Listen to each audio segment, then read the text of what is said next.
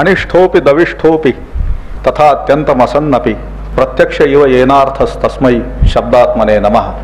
नमः सभाभ्यः सभापतिभ्यश्च वो नमः। They touch upon the Indian history. There was a mention of the comparison of Kalidas and Shakespeare.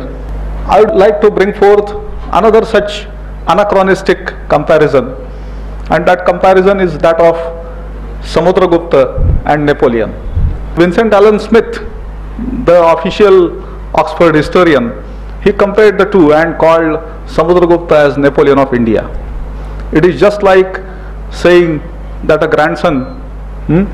grandfather rather resembles a grandson, because it is completely anachronistic, and that was pointed out by Professor Sita.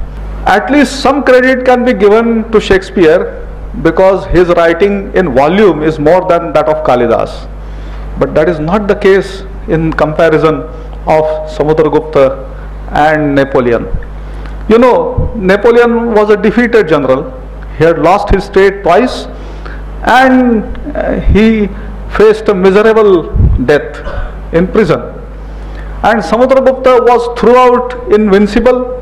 He never lost a battle. At least there is no record of his losing a battle. And the areas that he controlled were far greater than the areas that were controlled by Napoleon. So Samudragupta has all the possible credit of a kingship, which Napoleon hardly enjoys. So such comparisons come. I shall also narrate in course another incident.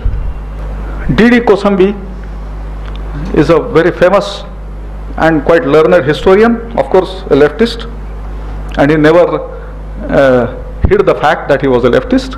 He once stated that, see, in the Bhagavad Gita, Lord Krishna states, Ma manusmara yudhyacha, you remember me and fight. This is utterly dictatorship. This is utterly feudal and things like that. Then our general editor of the critical edition, Professor V.S. Sukhtankar, he was not a Sangha man. He was a neutral man studying the Mahabharata in original. He said, Mr. Kosambi, if Ma manusmara yudhyacha is feudal and dictatorial, then look at the end of the Bhagavad Gita. At the end, Krishna states, Vimrushyaita dasheshena yathechasi tatha kuru. So you do whatever you like after taking into consideration what I have told you. So if Mamanuspara Yudhyacha is dictatorial, then Yathechasi tatha kuru should be democratic. Why are you looking at the evidence in half and pulling out only that chunk that is useful for you? If Mamanuspara Yudhyacha is dictatorial, then Vimrushyaita Dasheshena Yathechasi Tatha Kuru should be utterly democratic. And of course, Dr. Kosambi could not utter a word. Similar is the case about the feminist approach looking at the Indian literature. Manu is cited all the time without looking at the complete verse. Of course, I am not supporting it in any manner. But if Nastri Swatantra Bharati is true, then the same Manu has stated that Yatra Naryastu Pujyante Ramante Tatra Devata. So even this is Manu. So if you are taking one Manu, you should also take the other Manu. You should not miss it because it is not convenient to you. So such things are there. There is a very ideal personality whom we should put forth in studying history and also working as Swayamsevaks, and that personality is V.S. Wakankar. Because in spite of the fact that he was a Sangha Swayamsevak, a well-known Sangha Swayamsevak, his work in history and particularly prehistory is honored in the world like anything. So it doesn't come in his way, because he goes to the original, he goes to the original record, he studies it. He is a Sangha Swayamsevak, he tries to put it in the right manner, and the right manner is the Sangha manner actually.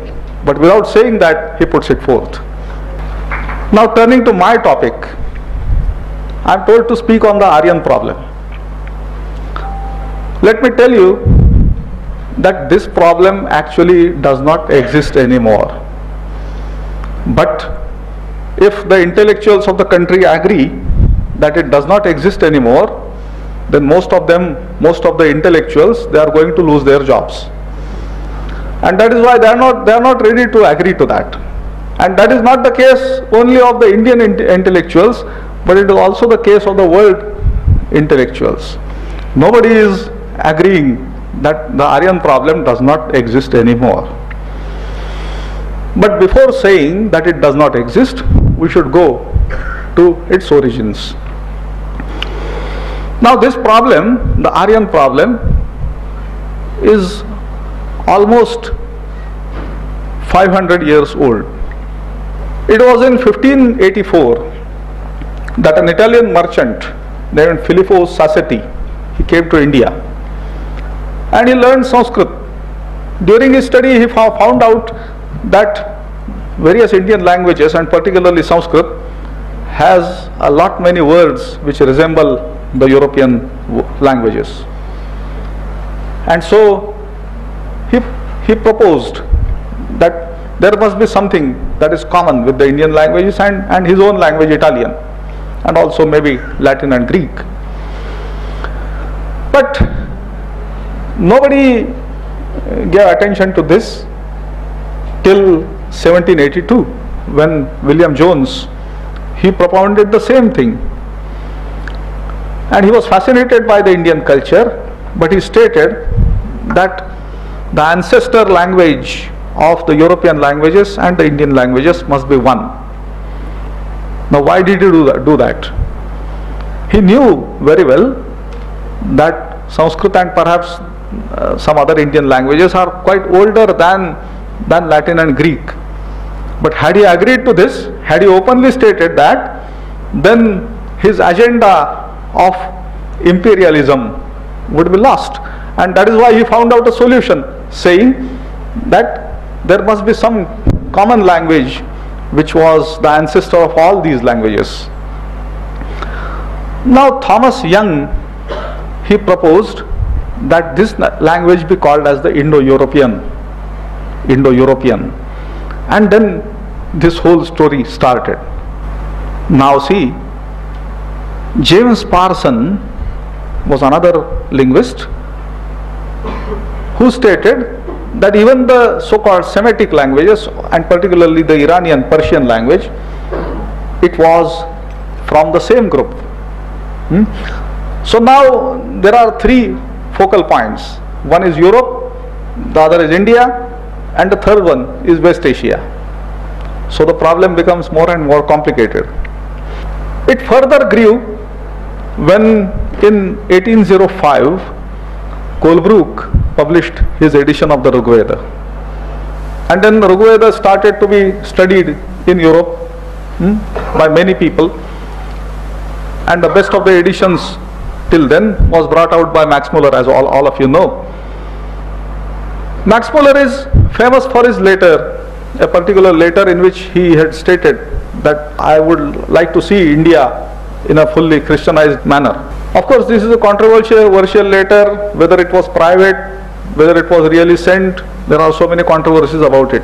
But let us take, for instance, let us say that Max Muller had written such letter and he was aiming at making some changes, bringing some changes into India. Yes. So forget teaching anything to India. It is actually India that has taught Max Muller. This was the total story. Till this point of time, the Aryan problem was in the hands of the linguists who, from the evidence of the Rig Veda, stated that the Aryans, if at all they were there, they were taller. Then there must be some other people who were dwarfer.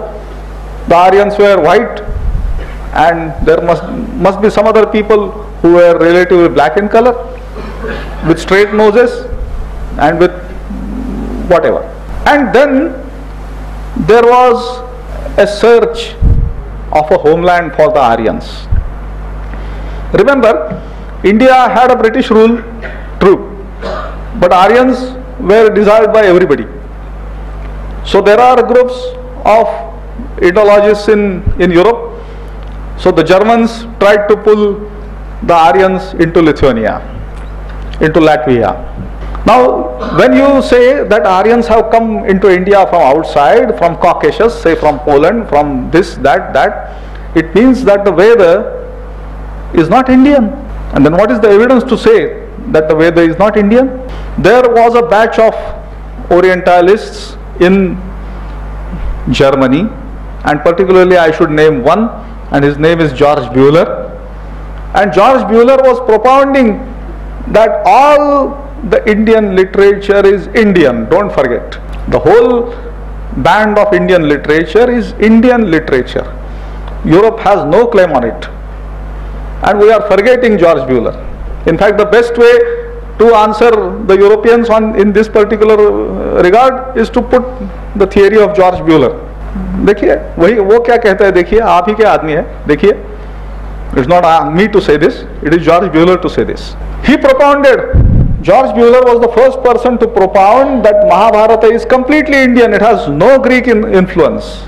The Trojan war story has nothing to do with Mahabharata. Mahabharata is a completely Indian story. Ramayana is completely an Indian story. Rigveda is completely Indian because it doesn't mention anything from outside India. Does it have any geographical locations?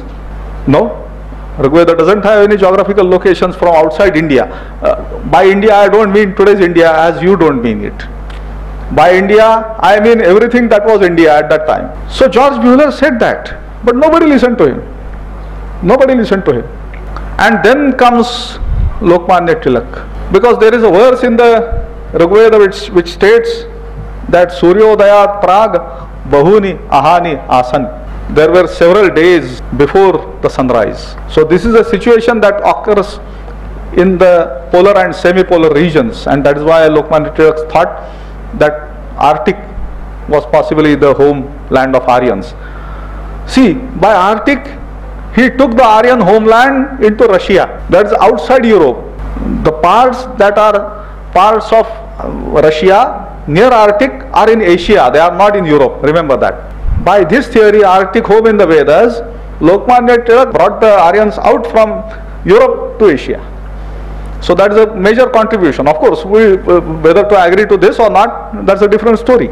But he tried to put it into Asia and not in Europe. And he proposed that this particular part of the Veda and the part which mentions Orion, the Mrugashirsha constellation, so that should be dated as early as 4500 BC. By then Max Muller was dating the Rigveda between 1200 to 1000 BC, and because of this theory of Lokmanya Tilak, at least that part of Rigveda was dated back to 4500 BC. Let us see what the aftermath of this theory is. But of course, I have seen people also criticizing Lokmanya Tilak without understanding his contribution of bringing out the Aryans from Europe to Asia. Anyway, now as the 19th century withered away and the 20th century appeared, the archaeologists entered into the Aryan problem. Till then they were out. Till then it was a problem of linguists. But now it was the archaeologists. Because there was an inscription that was found out in Turkestan, a place called Bogaz Koi. And this inscription dated back to 1360 BC. 1360. And it mentioned Indra, Varuna, Mitra and Nasatya, that is Ashwini Kumars. So in all 4 or 5 Indian deities, so to say, Indra, Varuna, Mitra and Nasatya. Now, this caused a problem, because Max Muller was stating that the Rigveda was composed between say 1200 BC and 1000 BC, and here is an inscription in Turkestan saying that stating about these 4 deities, and it dates to 1360 BC. That means in 1360 BC the Aryans were in Turkestan, in Turkey. So from Caucasus to Turkey they came, and from Turkey to India, and then they composed the Rigveda. So between 1360 and 1200 they came to India, and then they composed Rigveda. Good theory, very nice. But still this was limited to this. And then the magnificent discovery of Harappa and Mohenjo-daro. You see, planned cities, regular shapes of bricks, then sewage system, and all the good things that one would imagine were there in the urban phase of the Harappan culture. Naturally, the then Director General of the Archaeological Survey of India, John Marshall, he proposed, with the help of this theory, that see, it is the Aryans who actually invaded the Harappan cities and they destroyed them. And see, the name Purandara occurs, and that is Indra, and he destroyed the Puras, the cities. These are those cities, etc. So all such things were proposed by John Marshall. It is not only John Marshall.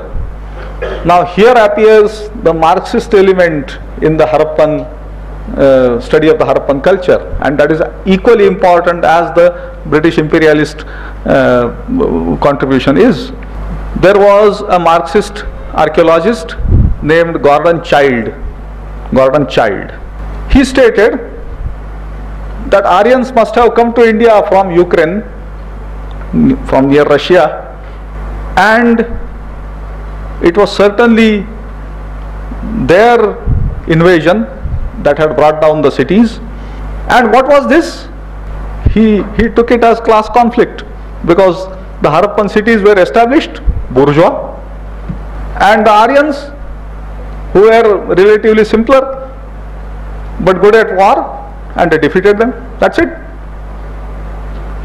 But remember that when more and more excavations took place in the Harappan sites, Gordon Childe started saying that the evidence of the Aryan invasion that is found in Harappa is rather inconclusive. And in fact, during the last years of his life, he had completely left saying that Aryan invasion was something that had really happened. He had completely stopped saying that, and in fact he was always saying during the last years of his life that this particular evidence that is being given all the time, that is inconclusive. So it's good, it's better. Now another very important contribution to the Aryan problem came from Major General Mortimer Wheeler, who was the last British Director General of Archaeological Survey of India from 1944 to 1948. So at the time of independence he was the Director General, and he proposed 7-8 points. And what are these points? See, the Harappan cities are planned cities, and your Rigveda and the other texts, they talk of rural culture, villages, this, that. So there is a contrast. One, the bodily features of the so-called Aryans and so-called Dravidians, they are already discussed. Then you see, the Rigveda talks of iron, ayas, and there is no iron in the Harappan cultures. Harappan culture sites are all with copper and bronze, and there is no iron. The fourth point is that there is a description of the Aryans having chariots with spoked wheels, and the wheels that you find in the Harappan sites are not spoked. They are not spoked wheels. Then Aryans were fire worshippers, and the Harappans do not seem to be so. Now such were the points that were raised by the archaeologists up to 1950, so to say. likes to call himself tall, everybody likes to call himself fair, and everybody also likes to say that the other fellow is dwarf, is black, this, that. That is inconclusive. Anthropologically, people are not different. If at all any difference occurs, that is because of climate. That is because of climate. This was proved by Robert Kennedy, or K.R. Kennedy. So he is also sometimes referred to as Kenneth. So bodily features, it is lost. Now in Rigveda, the word is ayas. But ayas does not necessarily mean iron. Ayas is metal. And for iron there is a different word, Krishnayas. Krishna ayas, black ayas. And what is the case of English? It is the same thing. You have a copper smith, and what is called as blacksmith, not iron smith. So blacksmith means black metal smith. It is the same story. Ayas is metal, ayas is not iron. So that evidence vanishes. We got toy cart wheels with spokes painted on them. So it means that the Aryans knew spoked wheels. It doesn't matter whether you find them or not. That is not conclusive. So spoked wheels were known to them and they were used. Now about fire worship. Again at Kalibanga, at Banawali, Ranpur. Banawali is in Rajasthan, Ranpur is in Gujarat, Surkotada is in Gujarat. On all those sites, there was a good evidence of fire worship, and the Marxist historians tried to call them as hearths.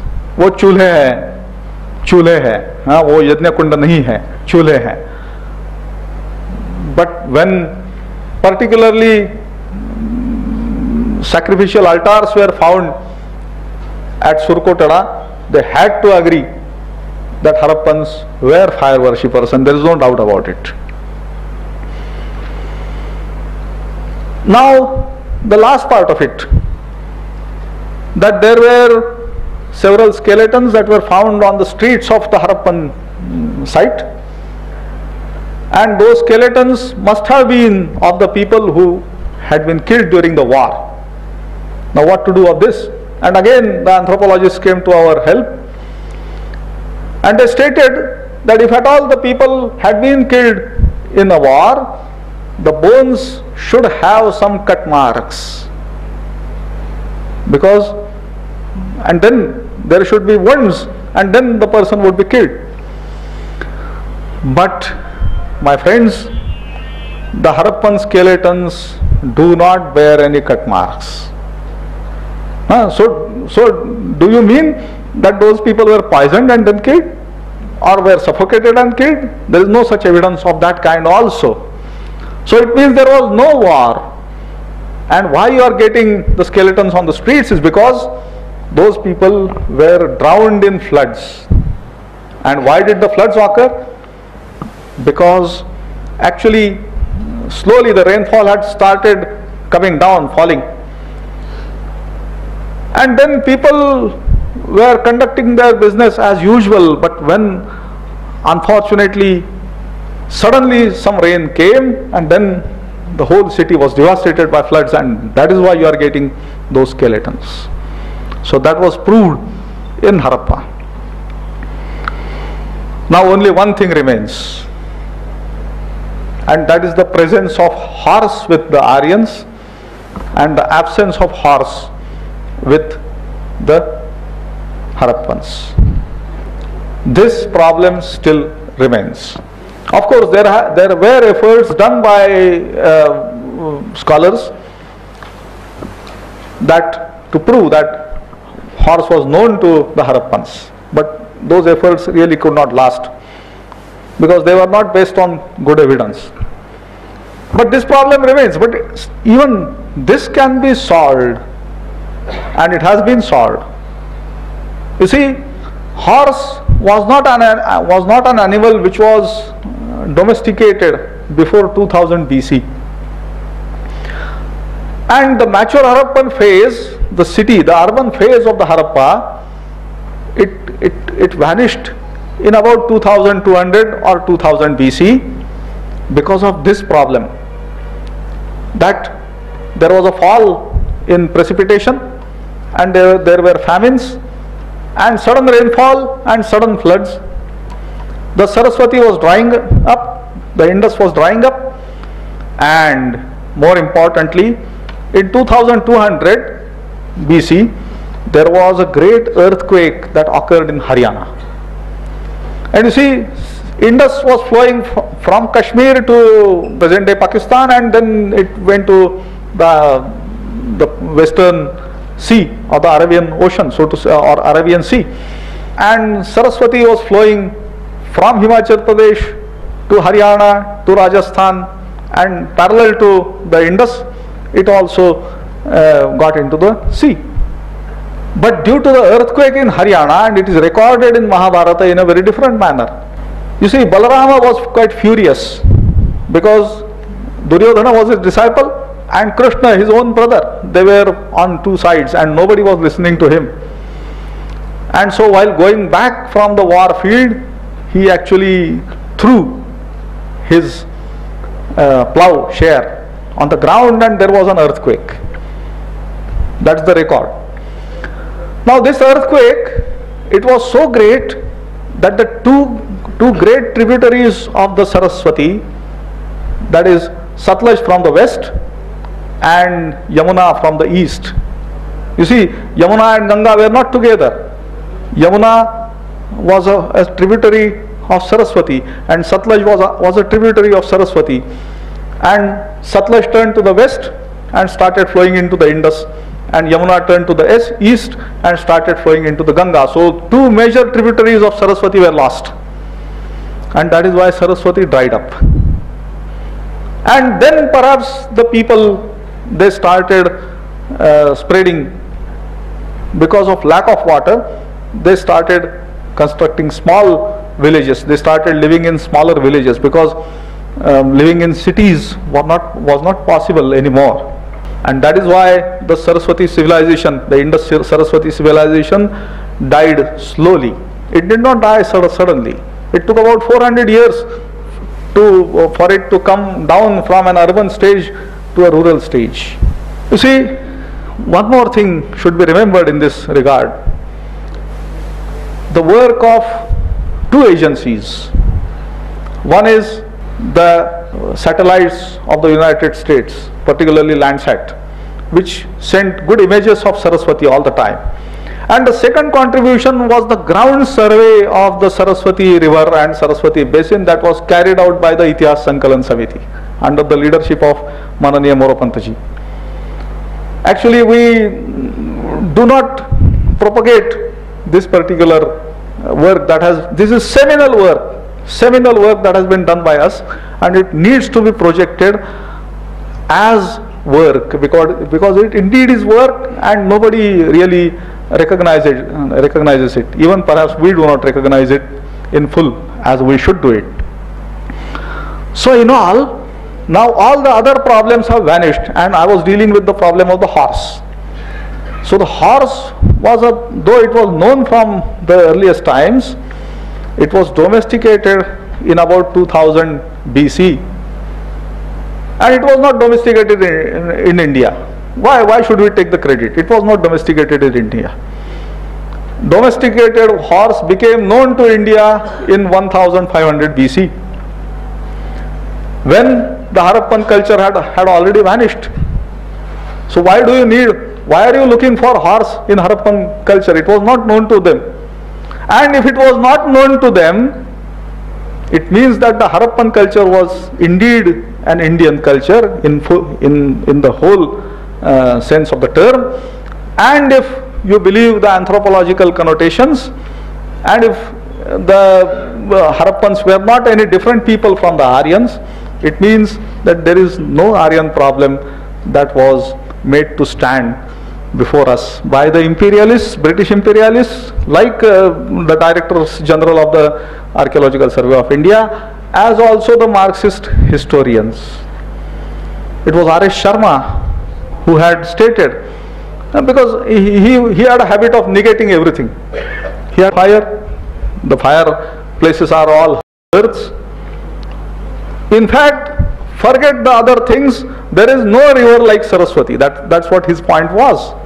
And it was completely defeated by the archaeological evidence that was collected by the archaeologists as well as the geologists. And it was natural for him to agree to the Russian theory of Aryan origin into Caucasus, but now nobody agrees to this particular theory. And a seminal work has been done in this particular regard by a great scholar of archaeology. His name is Dr. Brijvasi Lal, V.B. Lal. And he was the propounder of the Aryan origin theory in India. And he also found out, he also traced the Aryans and their successors into the Mahabharata. So you see, it is not that the cultures that fall in India in the post-Harappan times, the Chalcolithic cultures, they are not out from the Harappan scenario. They are very much related with the Harappan scenario, and you can find the Harappan up to Sangamner as in the south as Sangamner in Maharashtra actually. And there are related pockets of Harappan and post-Harappan Chalcolithic cultures that you need to take into consideration, and that culminates into an Iron Age culture after iron was discovered in about 1500 BC. So this was all brought out by Dr. V.B. Lal, and this needs to be propounded by us in a very good manner. Now I will just mention one small thing and then stop. There was a great archaeologist of Pakistan, Ahmad Hassan Dani, who tried to prove, of course it was natural for him to do that, who tried to prove that the Harappan culture was a Pakistani culture. Natural. Wow. How could he help doing that actually, you see? But it is just like calling Panini as the first grammarian of Pakistan. So you are not talking the language, you are hating the language, you are hating the people who are using the language, you are always fighting the people who are using the language and calling their ancestor Panini as the first grammarian of your country. See the fallacy. So similar is the case of Pakistan calling Harappan culture as the Pakistani culture. So such things are always going to come, and there are good scholars on both the sides. Of course, the scholars who try to go to the roots and who try to actually negate the Aryan invasion or migration theory, they are not projected in a good manner actually. That's what one can say. Lastly, this problem is again being brought into vogue by the Americans. Don't suppose that it was only the British imperialists or the Marxists in this country who have dealt with this problem and distorted the issues. No, that is not the case. Even today there are scholars in the United States, and you know that our people there, they are fighting with them. Of course, have not been very successful, I will say. And the name is Dr. Michael Witzel. Dr. Witzel has propounded again a theory of 3 migrations of the Aryans. So some tribes of the Aryans, they came into India first. They were the Yadus, the Turvasus, the Anus and the Driyus. Then it was the Purus or the Bharatas, and that is why now, because of the early occupiers of the Indus-Saraswati basin and the late occupiers of the Indus-Saraswati basin, and there was a conflict, and that is why the war, the Dasharatnya war, took place in the Rigveda. That's what Professor Witzel states. But remember that he states that all of them had come into India from outside.